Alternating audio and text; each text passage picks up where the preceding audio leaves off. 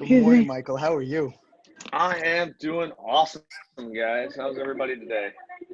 Wow, today is an amazing day, and everyone seems ready for it. That's all I could say. Hey, Craig, can I tell you that after one of our employees, Emmanuel, came to the 10th, 11th, and 12th, he actually decided yesterday that he is quitting his full-time job to be a full-time realtor because he was just so inspired. And one of the people that inspired him, and I wanted to thank him, personally for taking the time to speak with Emmanuel, was Milo and Michelle. Michelle, is that right? You could definitely message him for sure. I did message him, but he said to me, one of the things he said to me was, and I hope this doesn't come off bad, but he's like, speaking to this group of people with the amount of wealth that some of the people have within the group, he was just, he was very pleased and very excited to know that just because his perception of someone with maybe a lot of money was like, they're not going to help me or not going to talk to me because who am I? And he got that perception completely changed. So that was amazing. Wow. That's all. I have to tell you, I had the same thing, but it was more on myself. It was more, why would I be worthy enough for them to help me? People who are successful. It's called social impact. Oh, I like that. Right, for sure. And I had what they call so many people referred to this weekend as imposter syndrome. I discovered that's what I have as well. I did not know that was a thing, and then the woman behind us had said it, and it just struck me like a brick in the face. I was like, imposter syndrome. Interesting. Why would you think you had imposter syndrome? Why do I think that? Yeah, why would you think that you had it? Well, a great example, Dr. Joan, is as soon as you walked up to me and asked me to give advice to your nephew, I was like, in my head, I'm thinking, why me? And I know I got to get out of that thought, and I flicked that ball away. So that's not the thought anymore. It's not. I don't think that way. That's gone. Woohoo! That's great. I'm just saying, that was I couldn't put words to what I was feeling. And when Chris Crone had asked a crowd, and then that participant stood up and said imposter syndrome and explained it, it really hit the nail on the head for me. Oh my gosh. Okay. Wow. I had the same exact experience with somebody in one of the groups. It was one of the only exercises that I actually participated in, was when Chris was doing his the part about taking limiting beliefs, stating what the limiting beliefs are, and then saying what the new belief is. And somebody said that to me, the imposter syndrome, and it made such perfect sense about everything that I was living, every way I was living my life beforehand, every thought that I had in regards to business or interactions, anything that I was looking to do. It was always, not only am I good enough, but really, why would I ever be good enough to be here, to be involved in any of this? And understanding that that's just not where I am anymore, specifically because of the people that I've had the immense privilege and pleasure to be around in this community and in the Tony Robbins world, that have, like Milo, who open arms came to me and said, come to me anytime. That was, absolutely beautiful to me. So you've realized that you've stepped out. You've stepped out of your shell. Oh, I blew the doors open, I would say, like 3 months ago, from when I even went to Sean the first time I connected with Sean, which is a great story and no reason to go into all of that. But me just going up to him in the first place was so far out of my comfort zone, and I was almost shaking when I did it the first time. I didn't even go to Sean. I went to his son Tyler, because he seemed so much calmer and quieter. But Sean bursted me open. He was like, "Hey, what's going on? Come talk." And I was like, "Okay." But from that point on, I'm going to reach out to everybody that I could. Of course. Can I share something really cool? Sure. What was it? So basically, it sounds crazy. It's embarrassing almost. But I drive a lot everywhere, so I always end up just putting a million things in my car, like shoes and jackets and sweaters, because I take it off and then just run into my house without anything on, without shoes or outer clothing. And after I left on Sunday, I felt like I came back to my car and it like really bothered me, and it never really bothered me to have so much stuff in it. And so last night I emptied out my entire car, which was way more than I thought it was, and put everything away. And it was like the best feeling to come to an empty, clean car this morning. I felt like such a clean slate. It was really, really cool feeling. So yeah. What a beautiful shift. What a beautiful shift. Oh, it's beautiful. Good morning. That's for Tony. Get up and grow right there. That's your growing part. Yeah. Good morning. So, funny that, so decluttering our mind starts with kind of decluttering our spaces and our surroundings. So that has a lot to do with it. And Craig, good on you for stepping up, because the reality of it is playing small serves nobody. It doesn't serve you. It doesn't serve your family, your friends, your clients, it doesn't serve the greater good. So it's always best to just step out of your comfort zone and really get up and grow. Because it's not serving anyone. It's good for you. That's what I learned. I learned that was the only possible way, and people showed me, because I started doing things that actually had a positive effect on other people's lives. And the fact that if I stepped back, there would be no way for them to have that impact, at least not at that time. So I'm just so amazed and grateful for people like you, Tony, who have taught me things like that, and to us at events and being willing to be there for people, you and Kelly Hanna and all the other trainers that are out there, to show us that we are able and have the right to, and have we are supposed to be showing up to be there for other people.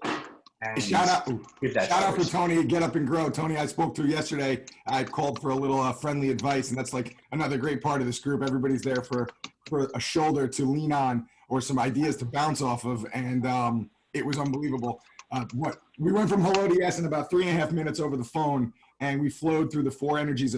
Rapport was already built because I knew this person, but I needed to get Hello. to influence them in a way, and we flowed through the 4 energies. We went from from Zeus to aspirational / fun to Zeus / fun, and I'm telling you, in about 3.5 minutes, we were hello to yes, and it was pretty exciting. Awesome. Thanks. Happy it worked out for you, brother. The pep talk, brother. What's happening? What's going on? That sounds like BJ sharing his truth, sharing his energy, always on this wonderful trajectory Tuesday. What is going on, everyone? There's a lot of energy this early morning, which I love. Who was in conversation just now? Jay Levine, Tony, Craig. There's a few of us. Awesome. Jay, you want to quickly 60 seconds recreate where we're at, what we're talking about? Yeah. Well, what I was talking about was yesterday we had a phone call with a client of ours, also somewhat of a friend, but so the rapport aspect was already built. And we were looking for, put context. We were looking to get his listing for his house. We had actually just sold him a house, and he was considering whether he was going to sell his original house or keep it or rent it. So anyway, so I'd gotten wind through the grapevine that he was going to list with like a family member. So I had heard initially that he was going to list with a family member because of price and because he was going to do it for cheaper. Now, what I've learned my whole career, and what my wife will stress as well, Catherine, shout out, is that we don't want to devalue our service. Of course, we could always give a break if we have to get something done, but we're not looking to devalue ourselves by saying, we're going to do the best job possible. We're going to do it but we're going to cut our prices constantly. So Love it. my knee-jerk reaction was to tell the guy that we're going to discount him. And my wife gave me a little Zeus, smacked me in the forehead, and said, "What are you doing? We just got out of Unblinded. Take him from hello to yes." I said, "You know what? You're absolutely freaking right." So before I took him through hello to yes, I wanted to bounce something off my boy Tony, Get Up and Grow, because we are in the same profession. And he didn't say anything that I didn't know, but he reassured for me. And he gave me a couple of great little nuggets.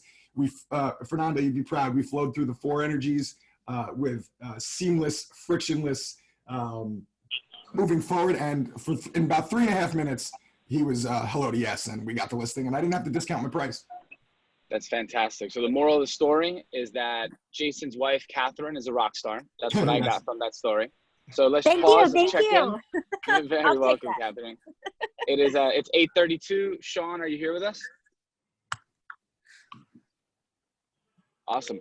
So let's continue to jump in. So we were in the conversation of building emotional rapport, and I actually got a fabulous question from another fellow member of our ecosystem called Jordan.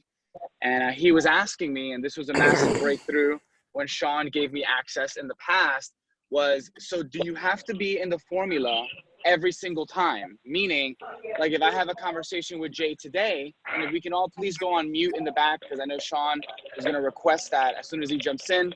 So I hear some crackling. Some people think they're unmuted. Can you please, everyone, just mute yourselves? If I've built rapport with Jay and I see him in a week, do I have to go through all the 5 questions again? So first off, in the power of language, do I have to? The truth is that you get to. You don't have to do anything. You get the opportunity to what we call check-in. So a check-in process is a reframe and a re-go through of the 5 steps or the 5 questions. Step 1, 5 questions. Where have you been? Where are you now? Where are you going? What's working? What's not? It's always an opportunity to recheck in. The distinction is that when you do it the first time, you may or may not go much deeper or spend more time on a certain question, like where have you been or where are you going? In a check-in, once emotional rapport is built to some level, it could be a much faster process, but it is always an opportunity to recheck in, because what can happen in a week, we all know here as high achievers, is that 1 week in the life of a high achiever is equivalent to like 5 years. So in building emotional rapport, it's not only a one-time thing. It's not robotic, meaning you have to go 1, 2, 3, 4, 5. It's simply a guide, a map, a GPS for you to know where you are. Hey, what's happening, Sean? Good morning, guys. Yes, you don't have to go 1, 2, 3, 4, 5, but there was some confusion, and I apologize. So I want to clarify. So this entire process, and this is going back to the seminar, when there was a moment when it was like, you don't have to make people cry to make them buy. And I think it could have landed as dramatically overstated. And you do not have to make people cry to make them buy, right?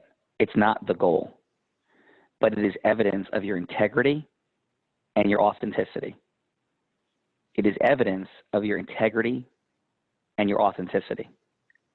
And it's hello to yes with integrity, not hello to yes with selfish outcome. It's hello to yes with integrity, not with selfish outcome. So if you're in integrity, because everybody is still just really learning the formula, they're just still learning it, and there could be some confusion when people try to teach it and don't know it. And so in integrity, the reason you are present is not just to get enough for yourself. You're there in integrity to give people the gift of listening, the gift of friendship, and the gift of relationship. That's what makes it integrity.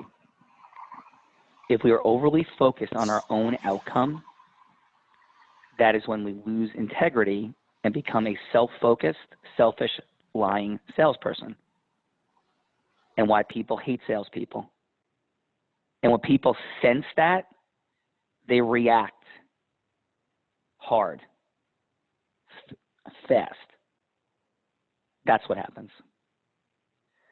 So let's break it back down, because the core inner people who are absolutely committed on these calls, your goal is to not make people cry, but your goal is to be authentically present, loving as an indispensable element. And that's why it was 4 steps 17 years ago, and there are now 10 indispensable elements. And if sales is to be fun and exciting, it requires a commitment to the 10 indispensable elements, not just the 4 steps. If you want just the 4 steps, go read Zig Ziglar's book. Our steps are better. But what makes this what it is are the 10 indispensable elements. And that's what we're doing here. And this is about unblinded sales mastery, not unblinded sales. It is about integrity-based human influence, It is not about shtick and gimmick. That's what sets us apart. And I will be crystal clear. I ain't doing this to teach people to sell. I'm doing this to teach people how to be proud of what they do, how to put the fun and excitement into this, and to be in integrity. Integrity-based human influence. To be our authentic, loving self, connecting with other human beings.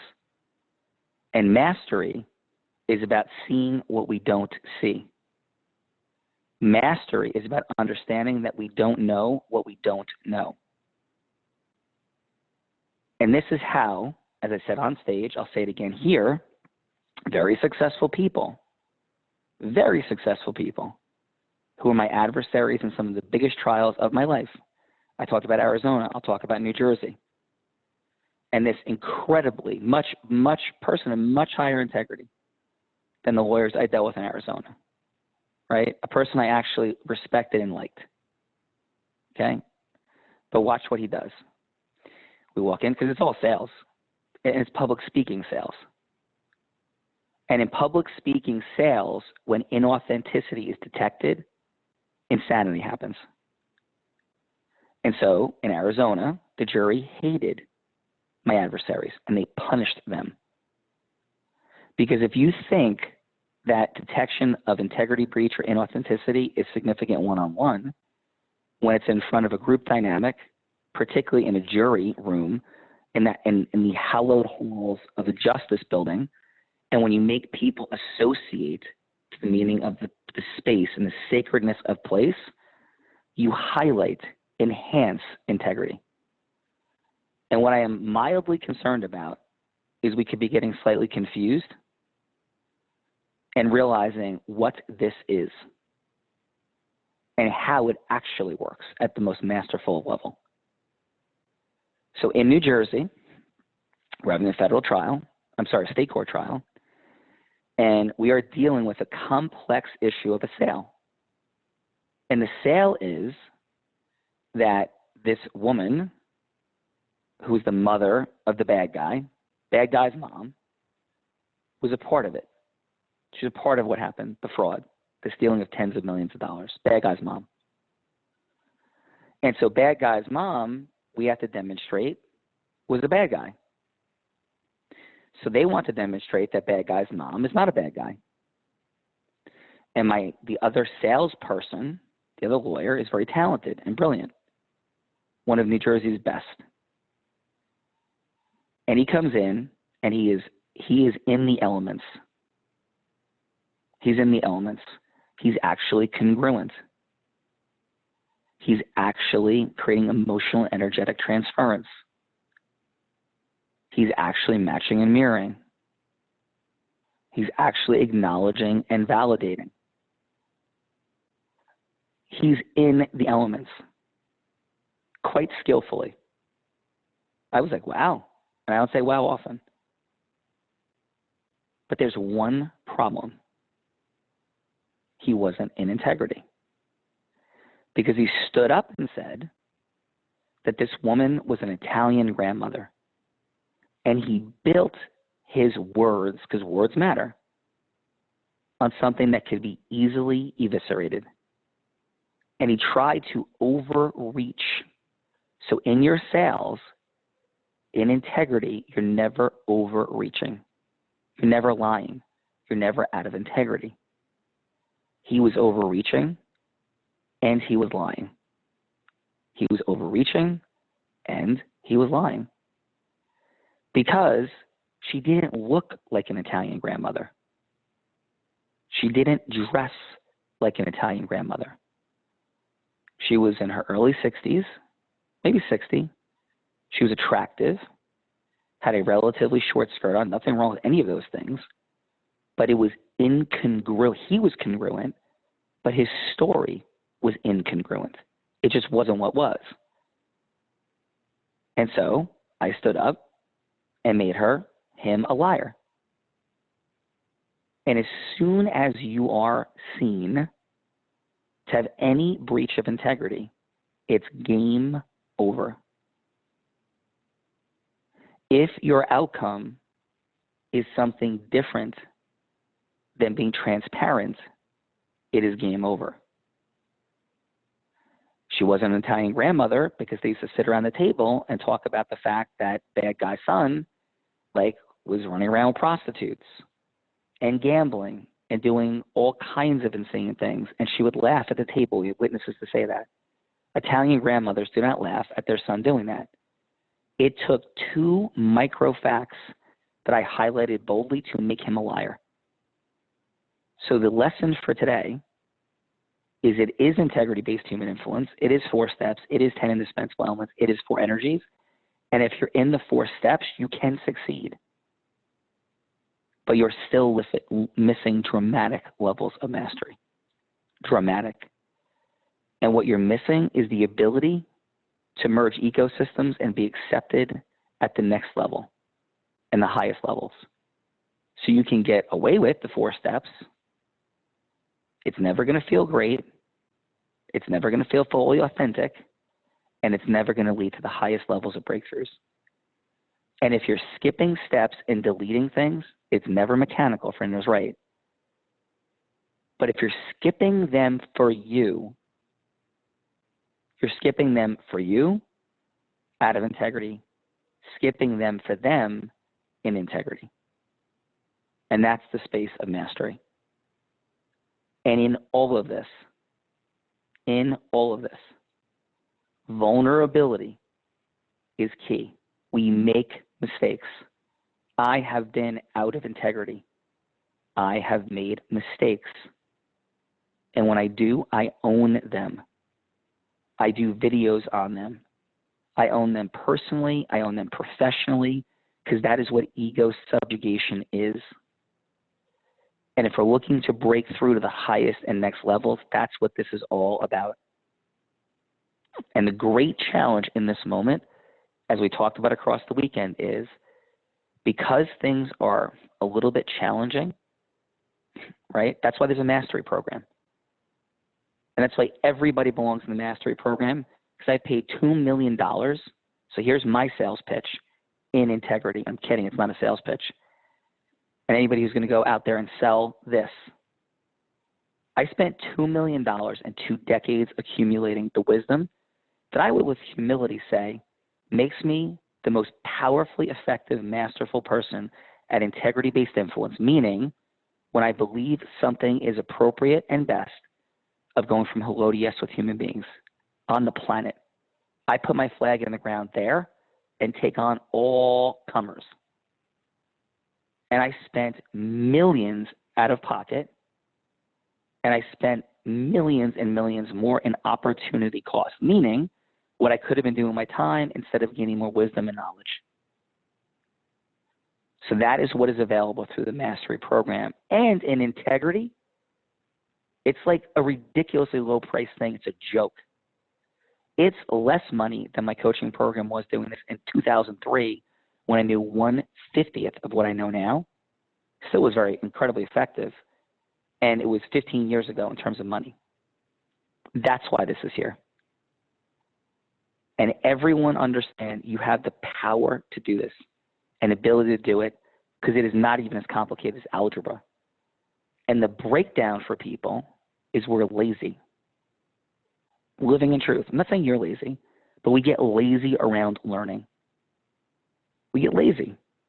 And I'm not here to give people what they think they want, which is easy. I'm here to make this as efficient as possible, and we've worked forever to make this as efficient as possible. But I'm here to tell people the truth and give them what's truth, not to sell them a program they'll buy to get their $5 grand. This is about 4 steps, 10 indispensable elements, 4 energies, process mastery, and self-mastery, and that is what this is. And it will never be less than that, and it will never be not that. And I will die first. And that's what this is. I love everyone. 20 years in the making. Here we are. Here we go. And what questions do we have about any of this?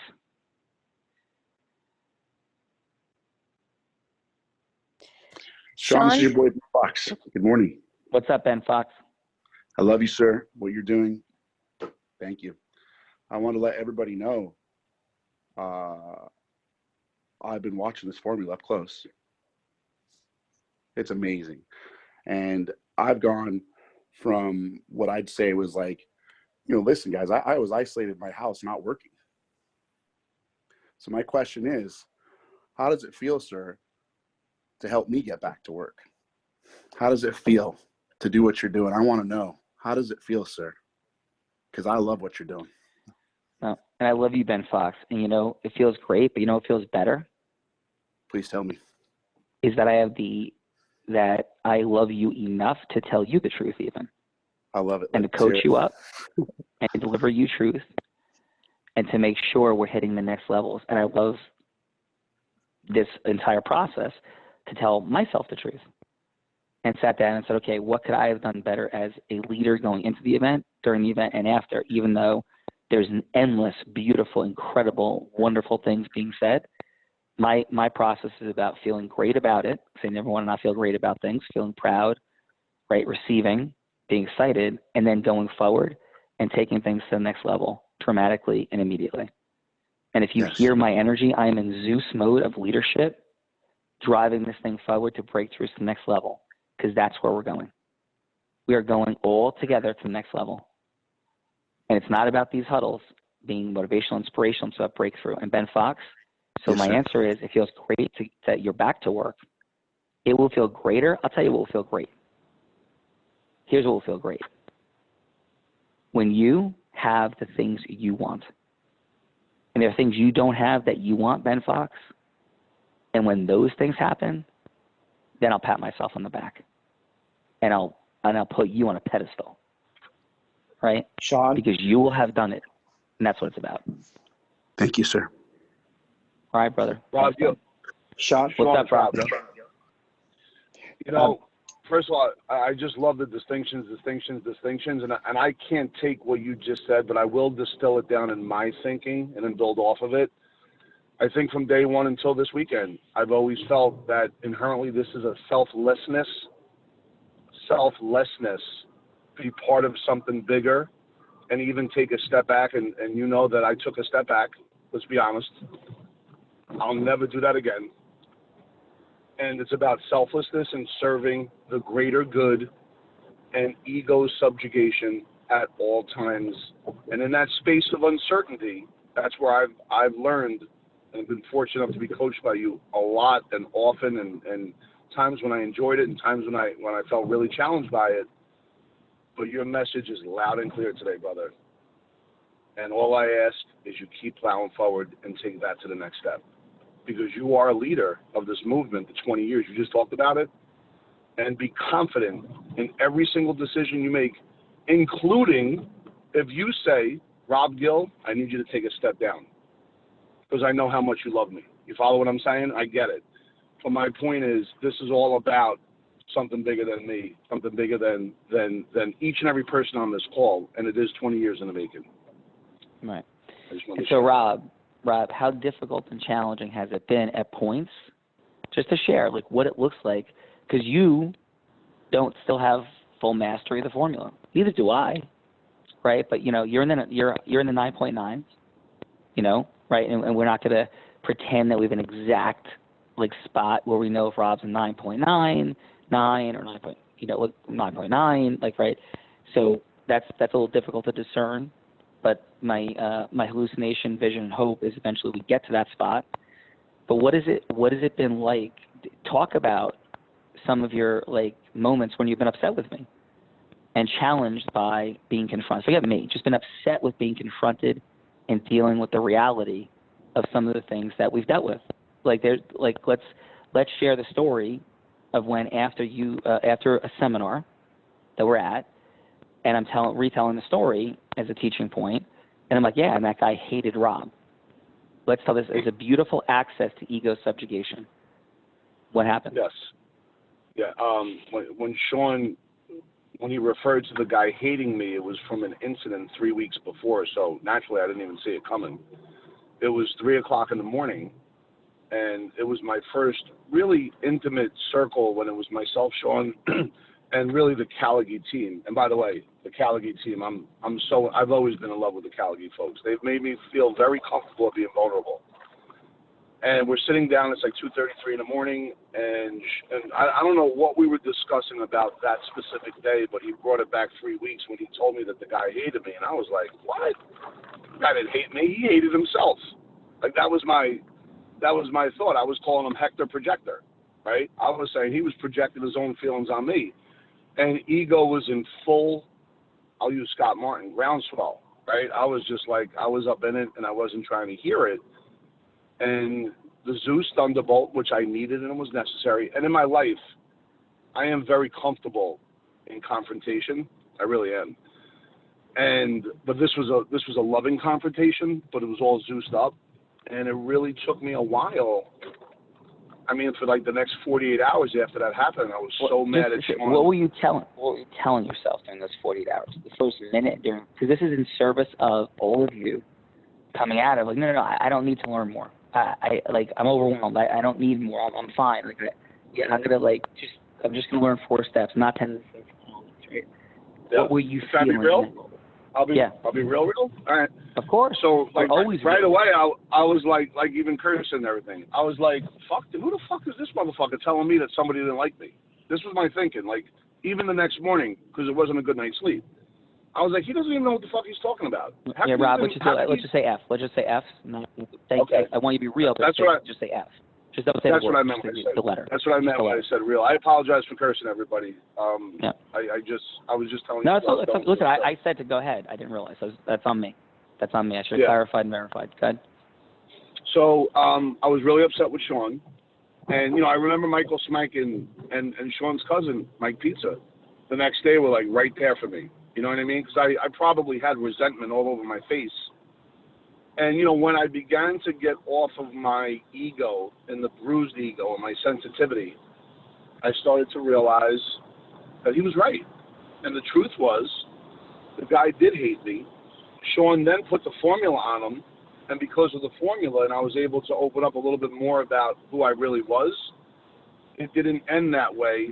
And in my mind, it's an important distinction, in my mind, when we first went through that process with this gentleman, I really thought that it was me that was able to get him through being initially frustrated with me to eventually loving or liking me, I should say. And I didn't realize until 3 weeks later when Sean broke it down that it was really the formula. And I didn't even know the formula at that point. I had no idea what it was. But I really was taking self-credit, and he blew me up. And he wasn't bragging about it, but he was using it as a teaching moment. And I've been around great teachers. I want everyone to know phenomenal teachers.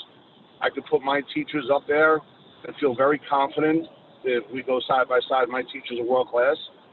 And Sean's teaching to me, out of all the teachers I've ever had, this is going to be a bold statement, he is the best teacher I've ever had, straight up. And his teaching comes at the moments that are so perfect, even though it's imperfect at the time for me. And that's our relationship, me and Sean.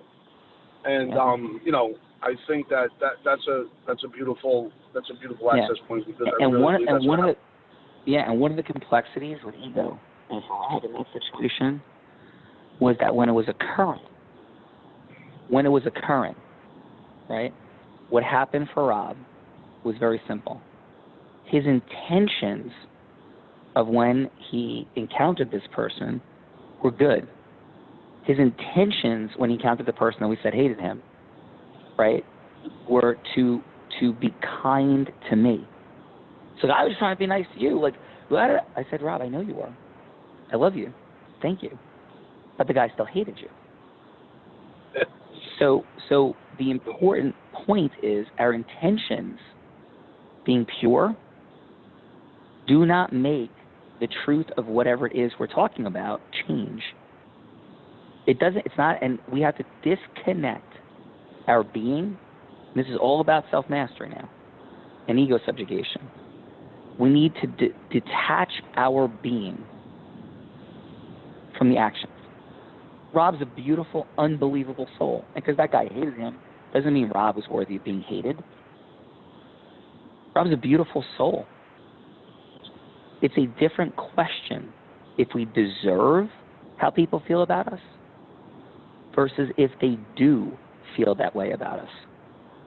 It's two different things. And those things can be remedied, but they can't be remedied if we're not self-aware and we're not our ego. So Rob, in being so giving and beautiful to me, and maybe you've been in this intention, you have an intention, you have an outcome, you have a purpose, and you're focused on it, but you're oblivious to how it's landing on others, right? And so I'm that way, we're all that way at times. And so the question is, when we figure it out, are we in our ego, or are we open and vulnerable and committed to mastery? And that's what disrupting certainty, ego, and knowingness is all about. So in that situation with Rob, it was like, Rob, we had to detach unwind the ego. It's not about you. It's not about your being. You're not hate-worthy. But he does, like, detest you and wanted to run from you and wanted to have nothing to do with you. Right? Like, that's what happened. And it happened because you didn't build rapport with him. You were incongruent, and he saw it, and rapport broke, and you didn't try to fix it. And you kept doing things that were upsetting to him.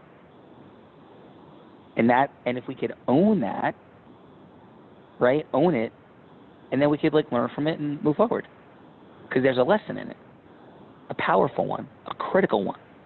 And life, the formula, mastery, will keep hitting us with lessons until we learn them. My open vulnerability. I have caretaking tendencies, which I have worked a lot in the last 5 years to deal with. I have been worked in counseling with some of the highest level narcissism and codependence counselors, because I've had an ability to track narcissists in my life and takers. And so I've had a huge challenge and of not ending things fast enough. In fact, my second marriage happened because I didn't want to hurt this person. It's crazy. And I had been horribly hurt, insane, right? And my behavior cost me even more problems. And by the way, we live in such transparency. If you ever talk to my ex-wife, you can ask her, right? Like, so there's like nothing hidden if that's what happened, because that's what happened. And I didn't do her any favors by marrying her when I didn't want to. I didn't do myself any favors. And all of it was rooted in a desire to avoid truth. Integrity-based human influence is the desire to sit in the space of truth. That's what it's all about. And going all the way back to the first point, and this is Trajectory Tuesday, so breaking through to the next level, the desire to get to truth. The desire to get to truth. And I'm going to say one more thing. I had a debrief yesterday, right? And I debriefed with a number of different people. And one of the debriefs, like, like just give people less content. Just call this like a formula. Just give them like tiny little taste of this, that, the other thing. People love you, and just have fun and, keep dancing. And I was like, yeah, totally. We can have a little bit more of that energy. And I got to deal with my own truth of not thinking somebody's the same, copying somebody else. All good. At the same time, there's no way I'm not giving people the truth. And the truth is that if you just learn 4 steps, you're going to have real challenges, right? And you might get somewhere, but I'm going to tell you, anybody who's executing sales at a higher level is living in the elements. And if all you're looking to do is learn 4 steps, and you're not already successful in selling, because if you just learn the 4 steps and you are already successful at selling, it means you're going to be okay, and the 4 steps will help you because you're already in the 10 indispensable elements, because you couldn't get and become successful if you're not in the 10 indispensable elements already. You just may not be present to what they mean, the words. Like Rob Gill didn't know the 10 indispensable elements, but he's already very successful because he was in them. He was congruent. He did love people. Maybe not love people enough. Like there was each of these. It's not yes or no. There's like higher levels of mastery. Love people a lot, but then could certainly despise people as soon as like they did, were outside of his own. He thought they were out of integrity or something. He was creating emotional and energetic transference. He was powerfully and effectively using questions. Like, right, he's in the elements, all of them, across the board. He was maybe not level 5 listening, but he was at least level 3 listening. maybe, sometimes level 1 and 2, but he still had a high level of listening mastery. So all of these things matter, but he was in them already. So like when he got the 4 steps, especially step 1, emotional rapport building, it created very substantial acceleration. And because the 4 steps work tremendously in concert with the 5 10 indispensable elements. For people that are not in the 10 indispensable elements, let's say that lose their certainty, therefore go out of congruence, at agreement formation, you're done. So if you're here not selling and you know the 4 steps, but you're not in the elements, you're not going to get anything. Because when you get to places, you're not going to understand what congruence means. Like Rob was congruent, you're not. And that's why you start babbling and start like backing up because you're nervous and scared. So your self-mastery is out, right? So you're not in zone action. Your congruence in the indispensable elements drops and agreement formation doesn't happen. So for you, if you're there and not selling and making the money you want to be making and struggling, you can't just learn the 4 steps because you're not there yet. You don't have mastery in the elements at all. You're operating in very low levels of mastery in the indispensable elements. Rob wasn't. And so that's like the distinction and the complexity. And that's why 6 months of mastery is critical, because at the end of it, all of this is like normal. And it's not like drinking from a fire hose. And it's not completely crazy, right? But the absence of the 10 indispensable elements overall equals the absence of the 4 steps working. Like level 5 mastery across the board in the 10 indispensable elements equals $50,000 sales income, right? And the higher we go up those levels, the more optimal it is, as well as the 4 energies. So that's what we got for today. Jared, if there's any final housekeeping, please take it home. I have to jump onto another call real quick. Let's have an amazing Trajectory Tuesday, and let's go get it. Thanks. Thank you, Sean. Can't hear you, Jared. Yeah, back to that. Nobody can hear you. Jared, we can't hear you. There?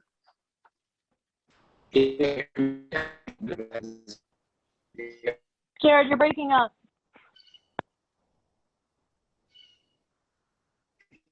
Hey, while Jared is getting his mic in order, I just wanted to add something really quickly. This is Mike, by the way. One of the things, and I was there when Sean was communicating with Rob, and as Rob puts it, hitting him with a lightning bolt. It all came from a place of love and care, and you could tell that Rob wanted to understand, wanted to overcome,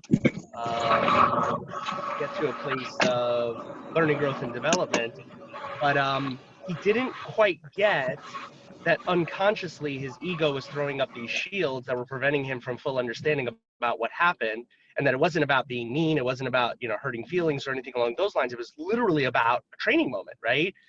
And that's one of the things that ego does to us. It distorts reality, right? It rationalizes and creates an alternative reality where we're the hero, right, of the story, and the person who is, attacking us, right, that's our story, is the villain. And there's so much power, right, to when you're really, and to use a Fernando term, to sharpen your listening to the 1%, right? Not the 99 that's being said, but the 1% that is true, that is, there for you to learn, that there's such a powerful distinction that can be made that you flip the story in your head and you go, what about this, right? If I'm the villain of this story and the person who's communicating this critical piece of information or criticism or whatever, if they're the hero of the story, I'm the villain, how can I turn these facts or read these facts in a different way that tells that story? And invariably you come to a place where you almost instantly are like, I can see why that, in this story, why that guy would dislike me, and why I was incongruent, and why I was doing this and why I was doing that. And I can absolutely understand, appreciate that. And this is what I would change. And this is how I would do things differently. And so in a lot of different ways, there's this powerful mechanism of attacking your ego, right? By tuning your listening to the 1%, always knowing that there's 2 parties to every interaction. And in every story, that you could be the villain and the other person the hero, even when they're like, in your mind, you could say 100% they're to blame, right? It's almost never that. And if they're the hero of the story, suddenly you're.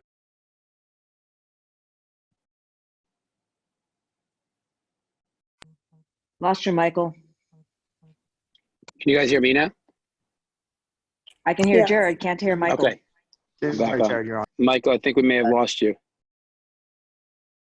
Hey, sorry about that, guys. I got muted for some reason. But just, quick tie-up to what I was sharing was, in every story, if they're the hero and you're the villain, you're tuning your listening to look at the facts in a different way and to derive a completely different meaning that you can learn from, right? And it's always the case. And in every story, even if someone's 100% to blame. Michael, question. How do you know when to take that step back and say, okay, I've got to take a look at this. I've got to check myself. When would be a beautiful question. Such a beautiful question. Muted again. It really depends how much you want to learn from every interaction. So one of the things that I feel has always been a strong suit for me is that I'm always trying to reflect and learn from every interaction that I encounter. And so if you're always in a place where whatever's happening to you, that you're in a place where you're like, what else could this mean? What else could this mean? What else could this mean? Or in this instance, how can they be, the hero of the story and I the villain of the story? You're always going to learn from every single interaction, right? No matter which way you slice or dice it. But almost always it's when you feel someone who's attacking you. Once you become aware to what it feels like when your ego rears up. They're asking to make sure the designation we want on the UL file. So. Oh, hey, so can we get everybody muted? So I just want to respond to that question. Awesome. Sorry about that, guys. Yeah, so it's just whenever you feel like you're being attacked or someone is saying something critical to you, there's like these 7 different or 8 different ways that your ego rears up. And, for example, defensiveness, like, no, I don't agree with you, right? That's not true. Or blame, it was somebody else's fault. And once you begin to understand and appreciate what you feel like when that's happening, then you can switch in, right? Because you're aware. Then you apply the technique by saying, what else could it mean? Or if I'm, if they're the hero and I'm the villain, how would I rewrite these facts?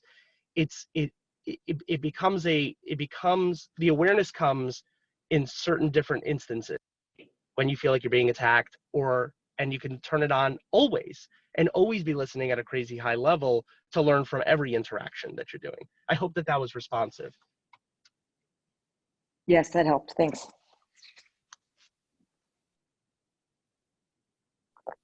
But can I follow up on that? Sometimes you're dealing with people that are not as acutely aware as we may be. That doesn't mean we know everything, but if we see that their ego is running rampant, do we step back and just let them continue with their ego, knowing that it's not me? Yeah. So, that does that make sense? That question. Yeah. No. It absolutely does, and I want to respond to it as best as I could. When you're in a position that you've become aware of how people react to a certain set of stimuli, to a certain piece of information, and that they react to it from a place of ego, if you care enough about them and want to make a breakthrough, then you will make a breakthrough, right? If you don't care and they're just in their ego and there's nothing you're going to be able to do or want to do, not nothing you can do, right? Nothing you want to do to break through, then you're not going to break through. And I think, the greatest value comes when you love people, like unconditionally, like Sean loved Rob. And so rather than let Rob live in a place of distortion, he hit him with a Zeus lightning bolt, right? As we described it, to break through to Rob, to engage his ego, right? So that he identifies it, right? Like, look what's happening, feel what's happening to you right now, pay attention closely, because this is the moment where you wake up. And Rob had so much pain and so much anger over it that he either could have said, and I'm going to use a curse word, F you, Sean, I never want to see you again. I can't believe you would say something like that to me. You're wrong. You're a liar, and screw you. Or 48 hours later, Rob can end up on the other side of awareness and go, wow, my ego was engaged. Wow, how many times has that happened to me in my life where I missed the message, I missed the learning opportunity, I missed the ability to learn, grow, develop into a better version of myself. And that's what happened to Rob. And that's why I love Rob, right? Like, we joke around all the time. We're birthday brothers, right? We got the same birthday, November 2nd. So I love my birthday brother. And so we have this really close relationship because we both, in different ways, have been students of Sean, and Sean, for me, exactly what Rob said, he's the greatest mentor of my life and has literally changed the trajectory of my life by doing exactly this, by pushing me into spaces that were really uncomfortable, right? And either you break and give up, right? Which is not me, that's not my identity, or you overcome. And one of the greatest battles that we wage and that we have to win is not a battle with someone on the outside, right? It's not the actual conflict. It's the internal battle, right? With our ego, right? With our own limiting beliefs, with our own challenges and our own deficiencies to overcome them. Because on the other side of that, right, is where greatness lies. And so Rob, so beautifully demonstrated that. And I can, go through 50 stories where it's happened to me, where my ego reared up and I became defensive or I started to blame. And I then took a step back and subjugated my ego and attacked it at the highest levels so that I can get the lesson from it, even when I could have easily pointed the finger and said 99% it's their fault or 99.9999% it's their fault. It's virtually zero my fault. But there's always something I could have done a little differently.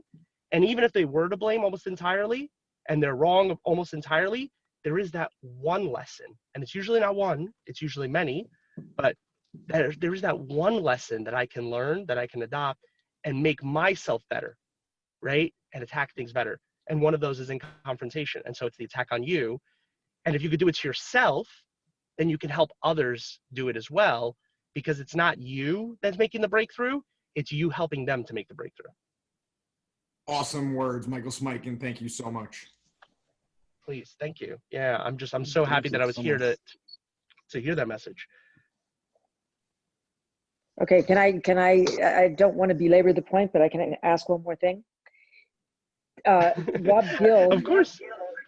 Rob Gill was he is evolved enough to want to learn and to be able to step back and take a look.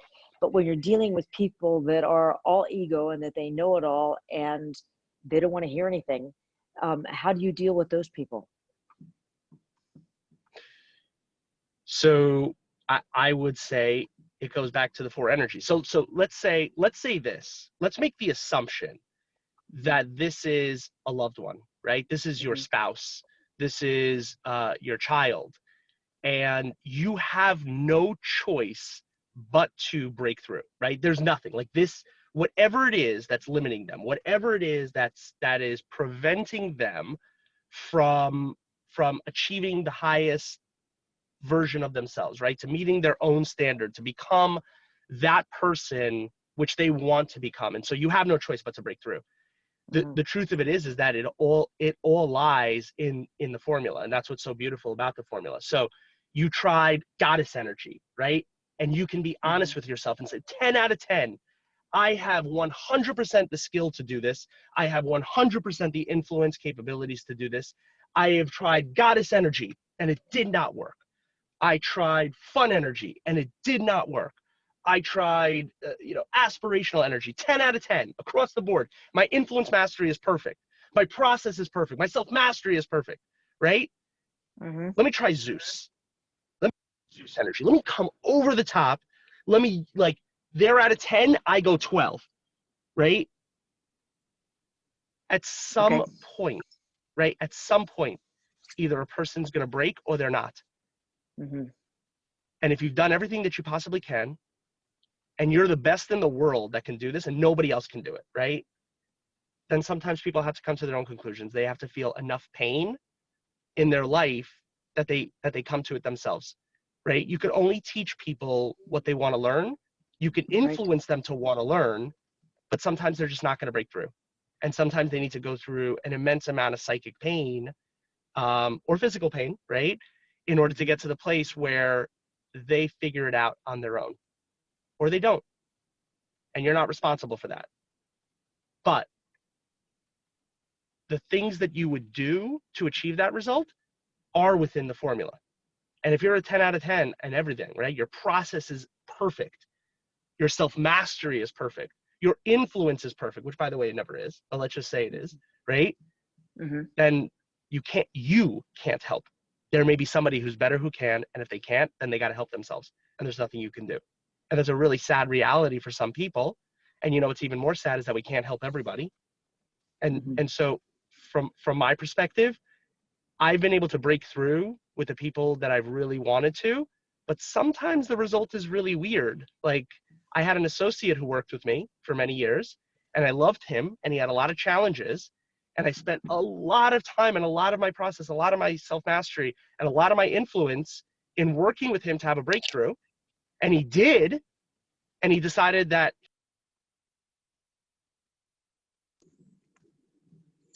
and he ended up taking a year off and going to Costa Rica to live in a farm. And I remember telling him jokingly, I'm like, can you not tell people that I worked with you on this? Because this is going to be really bad, for my story, jokingly, of course.